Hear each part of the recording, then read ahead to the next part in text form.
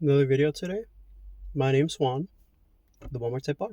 I don't know what other intro I'm gonna be doing, but this one seems to work very well. Today's video, we're gonna be talking about the 10 jobs I've had in my life and the lessons that they taught me. We're gonna go by each of them slowly, and these are gonna be the lessons that I wish I would have known sooner within these jobs that I learned actually later on. So let's just get straight into it. Number one, it's gonna be the job that I had as a dietary aide at 20's Health and Rehab. This location no longer exists anymore. I've had this job for like a year and a half or so. And this job quite literally taught me not only the birth of seeking my own path within being creative, but this also helped me work in teams. Now, as somebody that's extremely shy and not talk active, this job taught me those things, but what I want to clarify on is more on the creativity aspect of my life and how it started through there. As a dietary aide, you're exposed to a lot of older people, and this guy is a friend of mine's uncle, and I came up to him and I said, "Oh, what's going on with you?" And he said, "Oh, well, I'm wearing this because I have cancer of this, and that, and this is what I used to breathe or whatever it was." And then I said, oh, "Okay, well, here's your food." I gave her the food. He's just like, "Can I tell you something?" And he's like, "Yeah." I'm like, "Yeah." And he tells me, "Whatever you do in life, just do it. Just fucking do it." And I'm like, "Okay." And I started tearing up a little bit because it motivated me. At this point, I didn't know what was going to happen in my life, but I'm thankful that he said that because that changed everything. Long story short, 2 weeks later, he ended up passing away from his cancer. And I hold that memory very deeply. And that changed me. If you work for a nursing home, I think the best thing you can do is asking older people about their experiences with life and the lessons that they learned. And if they would have done something differently so that you can learn from them. And they're more than happy to teach you those lessons in their stories too. I remember, well, I'll leave that for the next one. Number two is my job at McDonald's. This taught me that sometimes in due seasons you have to grind, and in order to make that coin, you got to stay up at night and just keep flowing through, no matter if it means you're dreaming about McChickens and McDoubles and stuff like that.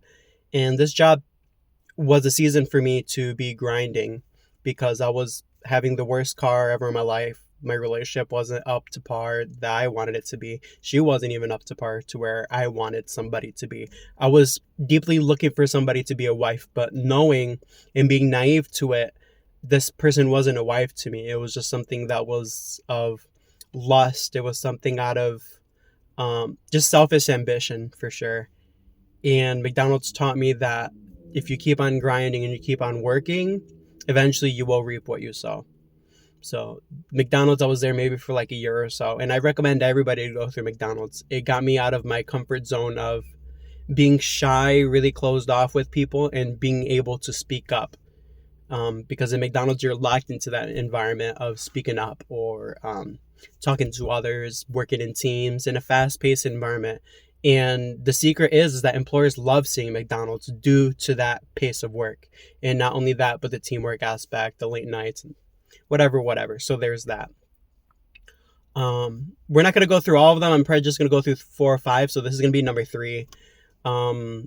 This is a location that's still open, so I'm not going to disclose the location, but I will say that it was in Litchfield.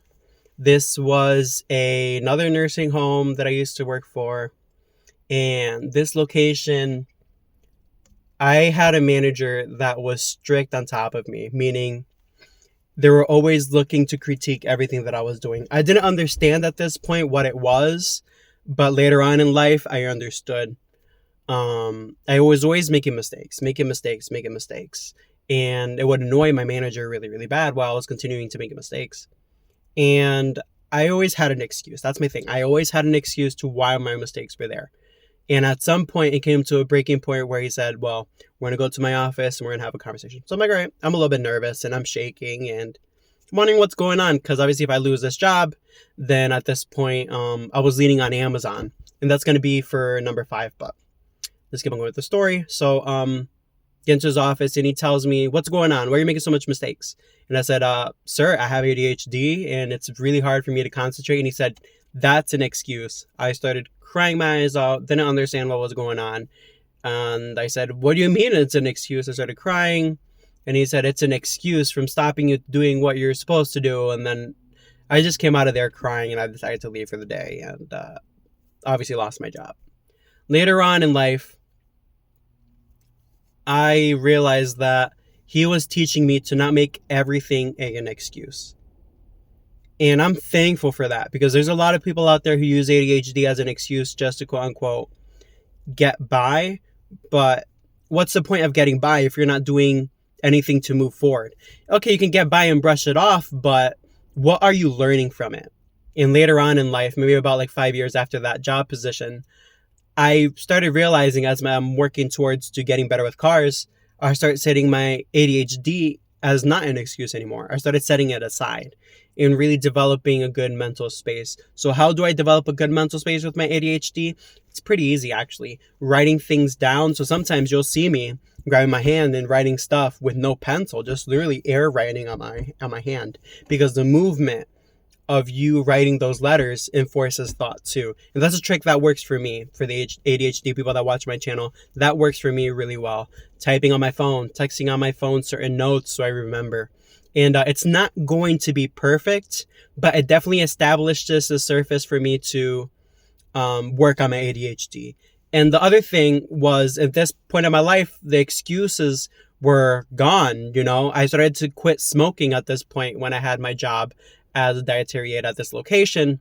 I quit smoking, and I dropped smoking for good, because I was just sick and tired of always being stressed and grabbing a smoke and sucking on that damn thing. And ended up, whoa. And I was just tired of it. So I threw it out, and I decided to really work on my peacefulness, on my gratitude, on my humbleness. And this is where it truly grew for many, many, many months, and it still continues to grow. Thankfully for that experience. And my point here is, if you don't have a manager that's motivating you to do better and just looking to just see you every day, expects you to do your job, and that's it, and doesn't want to see you grow, then you don't have a manager. Because managers, I believe, are supposed to be leaders of a group to help their employees grow greater, you know, grow stronger and grow knowledgeable in their fields, no matter where it is. McDonald's, dietary aides, or even as a Lowe's employee, you know, you're always continuing to growing and working on those people's flaws so you can see them grow. And you know what? They're going to be thankful at the end of the day. All right, let me stop rambling. Number 5, last but not least, Amazon. What did Amazon teach me? That time is of a essence. In Amazon, I don't know if anybody knows this, but you're timed if you're stowing. If you're sitting there on your phone, texting, for an example, it's timing you. If you're out and you go to the bathroom, you're sitting down, taking a poo for like 15 minutes or so, you're being timed. In Amazon, time is everything. Time is of an essence for making sure that everything gets sent out on time, or even early. And I realized that time was valuable. I started saying, well, if they're timing my time being out, what about my time at home? And I'm like, okay, so I spend 2 hours playing video games, for an example, or I spend an hour and a half writing something for no reason.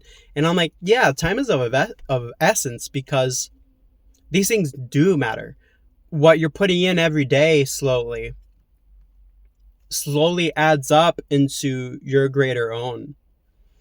And I started working out at this point, meaning doing push-ups, just at-home workouts. And I grew a lot from that. I was doing third shift a lot, so I had to get my body adjusted to that.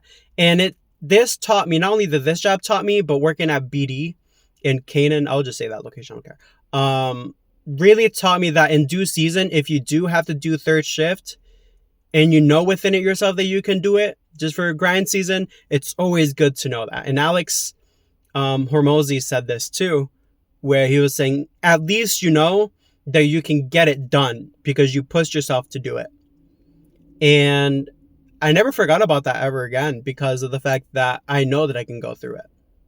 Later on, BD making me do third shift, and I was calling a off myself hotline. I know YouTube flags that stuff. And I was really, really sad, and I was really, really depressed because I was just doing this over and over and over again. And I was at BD maybe for like a year and a half. And in that environment, you're not really timed, but at the same time, in that environment, you are dealt with certain stressful employees and many, many of other things. I don't want to go rambling about that job because it's not about throwing harshness on people or throwing shade on certain companies, but it's about the character that develops within having many jobs. And I'll end it with this. When you have many jobs of your life, you're gaining experience within yourself to know what you can and what you can't do. The second thing about having many jobs is the experience that you get. So certain job environments provide certain experiences that other jobs don't. So if you're always a cashier, you're only getting cashier experiences. If you're always a person that's packaging stuff and shipping it, you're only knowing how to packaging and ship stuff. If you have a variety of jobs in your life, you're shown to be extremely flexible, extremely versatile, and extremely knowledgeable. And I think jobs fail to really characterize this because they just expect people to be at a certain job for 25 years, but you're questioning on the fact why they're not a good communicator. You know, like if you're a mechanic, but you don't communicate well, why doesn't this person have 3 years of cashier experience versus 30 years of mechanic experience? And you're wondering why they're so shy. Well, that's why you want to have many jobs. The third thing is the friendships that you build, you know, I was trying to look for the word, the friendships that you build. That's basically what I'm saying. The friendships that you build, the boundaries that you push, the boundaries that you don't push, you know, the people that you meet, whether if they're a very aggressive person or a very kind person, all of this stuff matters to build the character within inside of you that you want to be. And these jobs most definitely helped me with that. Sorry for the quick ramble, but that's basically my story of having 10 plus jobs and how they transformed me. And for the people out there who are starting to get to work, do not be afraid of switching jobs frequently. Don't be afraid of it. People tell you to stay at a job for 5 years plus so you can get raises, but there's actually facts to this. Number one, the fact is you actually get raises quicker if you switch jobs from year after year. And for my own personal growth, I've been going from 16 an hour to, no joke to you, 20 plus an hour within the past 5 years due to me switching jobs frequently. It might look rude in your resume or overwhelming, but the amount of experience that you get for yourself as your own is a lot more valuable of what employers see. So don't be afraid to switch jobs year after year so you can not only get your coin up, but get your experience up too.